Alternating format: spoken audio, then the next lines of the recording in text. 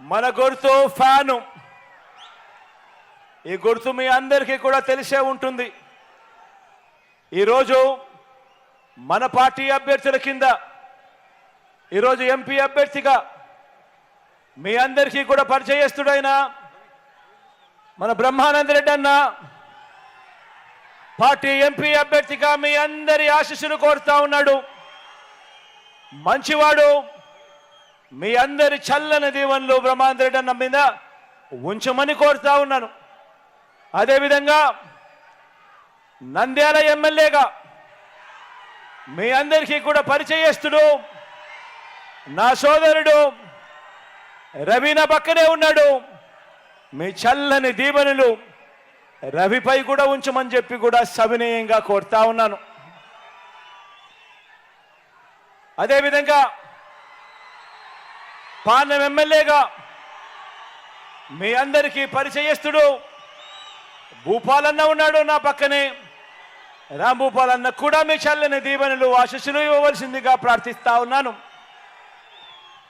అదేవిధంగా బనగానపల్లెకు మీ అందరికీ పరిచయం ఉన్న వ్యక్తి రామిరెడ్డి అన్నను మన ఎమ్మెల్యే అభ్యర్థిగా మన పార్టీ తరఫున నిలబడతా ఉన్నాడు. మీ అందరి చల్లని ఆశీస్సులు రామిరెడ్డి అన్నపై కూడా ఉంచవలసిందిగా సవినయంగా వేడుకుంటా ఉన్నాను.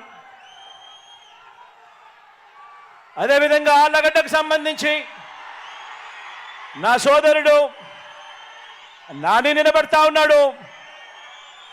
నాని కూడా మీ చల్లని దీవెనలు ఆశీస్సులు ఇవ్వవలసిందిగా సవినయంగా కోరుతా ఉన్నాను. శ్రీశైలం అభ్యర్థిగా చక్రపాణి కూడా నిలబడతా ఉన్నాడు. మీ చల్లని ఆశీస్సులు చల్లని దీవెనలు అన్నపై కూడా ఉంచవలసిందిగా సవినయంగా వేడుకుంటా ఉన్నాను.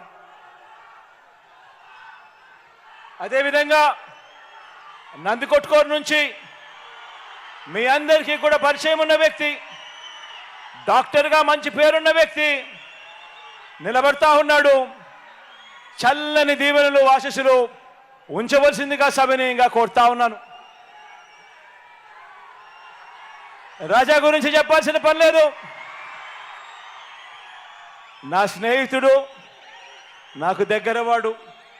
మీ అందరి చల్లని ఆశీస్సులు రాజాపై కూడా ఇవ్వవలసిందిగా సవినయంగా ప్రార్థిస్తా ఉన్నాను.